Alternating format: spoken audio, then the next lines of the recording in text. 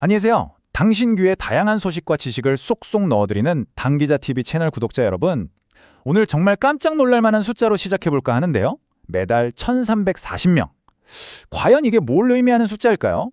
바로 지금 우리나라에서 형기를 다 채우지 않고 사회로 나오고 있는 수감자들의 월 평균 숫자입니다. 아니 대체 왜 이렇게 많은 사람들이 갑자기 풀려나고 있는 걸까요?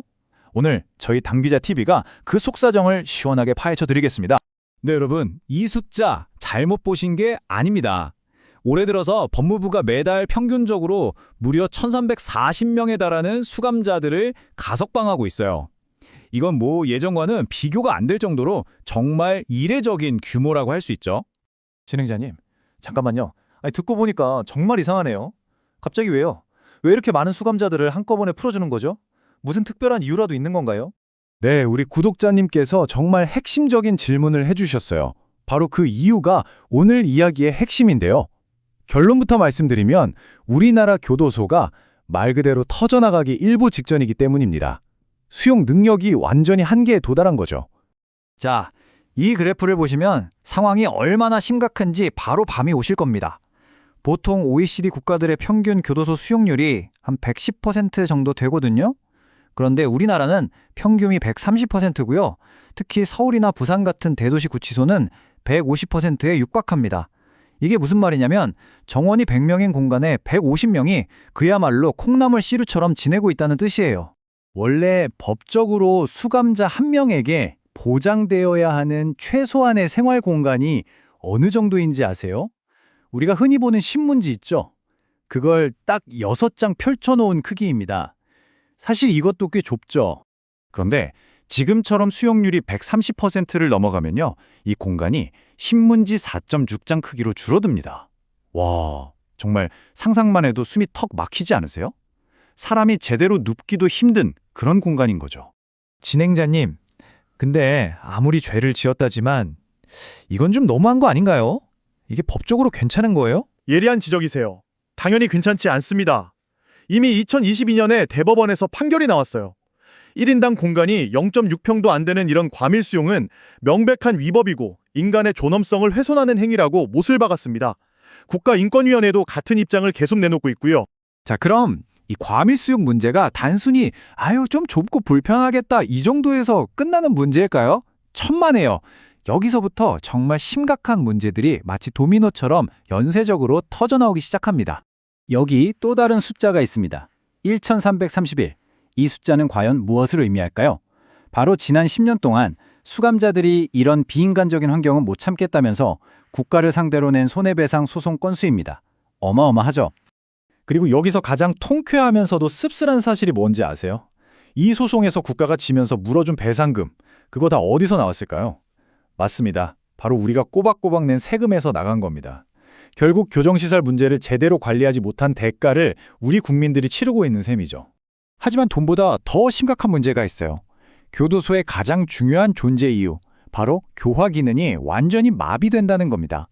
전 안양교도소장이셨던 김한식 교수의 말을 빌리자면요, 공간이 없으니 수감자들이 일할 자리도 기술을 배울 교육 기회도 없는 거예요. 그냥 아무것도 안 하고 허송세월만 하다가 사회로 나오는 거죠. 다시 제대로 살아볼 최소한의 기회마저 박탈당하는 겁니다. 진행자님, 그럼 다른 문제는 없나요? 문제가 한두 가지가 아니죠. 좁은 공간에 사람이 바글바글하니 당연히 싸움이 잦아지고요. 이걸 관리해야 하는 교도관들의 업무는 그야말로 살인적이 됩니다. 응급 상황도 늘어나서 관련 의료 예산이 10년 만에 52억이나 늘었고요. 그리고 우리가 가장 걱정해야 할 부분, 제대로 된 교화 없이 출소자가 늘어나니 재범률이 높아질 수 있다는 불안감이 커지는 겁니다. 이렇게 문제가 눈덩이처럼 불어나니까 정부가 당장 급한 불부터 끄자고 꺼내든 카드가 바로 가석방 확대였던 겁니다. 이게 뭐 완벽한 해결책이라서는 아니고요. 가장 빠르게 수용률을 낮출 수 있는 방법이었던 거죠. 아니 그럼 그냥 교도소를 더 지으면 되는 거 아니에요? 왜 그렇게 안 하고 사람들을 풀어주는 거죠? 네, 정말 당연하고 합리적인 생각인데요. 하지만 이 문제가 그렇게 간단하지가 않습니다. 가장 큰 벽에 부딪히게 되는데 그게 바로 님비 현상입니다. Not in my backyard, 즉 우리 뒷마당에는 안 된다는 거죠. 교도소가 꼭 필요한 시설이라는 건 머리로는 다들 알지만 막상 우리 동네에 짓는다고 하면 결사반대하는 지역 이기주의 때문에 한 발짝도 나아가지 못하는 겁니다. 결국 정부는 이러지도 저러지도 못하는 딜레마에 빠진 거예요. 가석방을 늘리자니 범죄자를 왜 풀어주냐는 국민들의 불안감이 커지고, 그렇다고 교도소를 새로 짓자니 주민들의 극심한 반대에 부딪히는 거죠. 심지어 붕괴 위험 진단을 받아서 재건축이 시급했던 안양교도소조차도 주민 반대로 무산된 사례가 있을 정도니까요. 정말 진퇴양난의 상황입니다. 자, 그럼 이 복잡하게 얽힌 실타래를 과연 어떻게 풀어야 할까요? 이제부터 전문가들이 제시하는 현실적인 해법들을 한번 살펴보겠습니다. 전문가들은 한 목소리로 이야기합니다. 어쩔 수 없이 가석방을 확대해야 한다면 반드시 몇 가지 조건이 함께 가야 한다고요.